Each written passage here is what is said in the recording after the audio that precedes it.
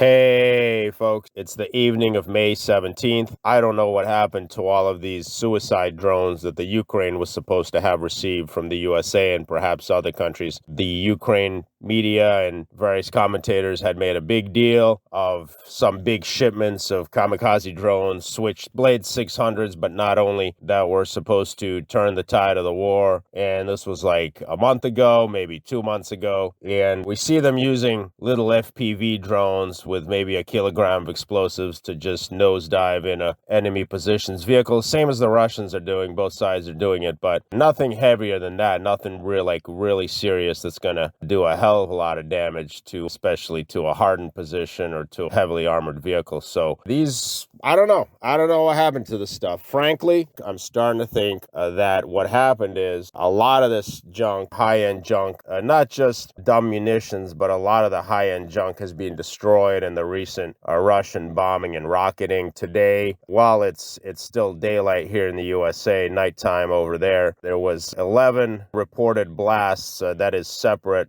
blast zones in or near Odessa, which is a major storage hub, you could say, hub for further transshipment of military goods and equipment and munitions into the Zaporozhye and Kherson fronts. And now the Russians are just cleaning up over there.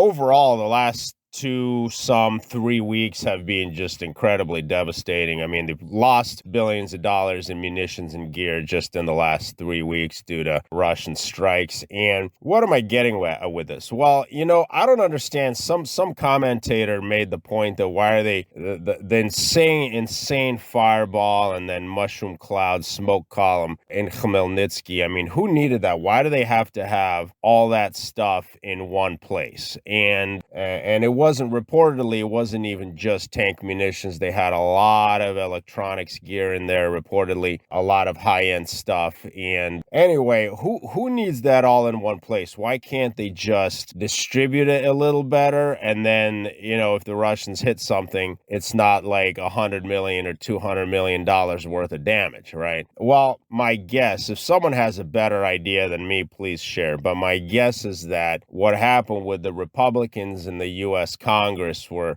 getting really uppity and antsy about diversion of U.S. donations, right? Diversion to perhaps some of the stuff is leaving the Ukraine and being sold to groups in other countries. We know that some of it has gotten to the terrorists in the Sahel, Western Inland Africa. And, there's just a feeling that we have to do something about this corruption and diversion. So the Democrats really didn't give a fuck at all. Of course, they don't care. But the Brandon's people don't care. But the Republicans were really big on this. And one of the price that the Uncle Sam had to pay for continued strong Republican support for unlimited cash and weapons for the Ukraine was he had to start sending auditors over there and try to get a better handle on how this stuff is being tracked. And what that means, obviously, is keeping it in larger batches, keeping it in larger bundles instead of sending it out to 100 different locations, right? You have fewer locations and bigger targets. And so my guess is that one of the biggest reasons, if not the biggest reason, why the big counteroffensive hasn't started yet is the Republicans.